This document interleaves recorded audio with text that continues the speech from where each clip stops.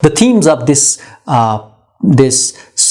short poem are pretty simple. There is a theme of the condition of the Spain after civil war, how Spanish civil war affected the Spain would be the theme of the sonnet in first few verses, and then the theme shifts to the love of Neruda towards Spain, which compromises of the second half of first stanza. And then the third verse is about the confinement of this Spain. So the theme would be the situation or the condition of Spain after this civil war was over. And the last stanza is about hope.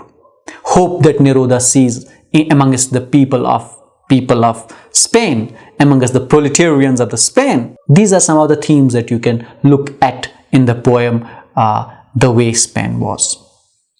That is all we have at today's lecture at UrAkedmi. I hope that the lecture was helpful for you and you were able to understand the concerns or the main argument or the central idea of the poem The Way Spain Was by Pablo Neruda. That is all that we have at UrAkedmi. Thank you for watching and keep watching UrAkedmi for more interesting stuff on literature and other subjects.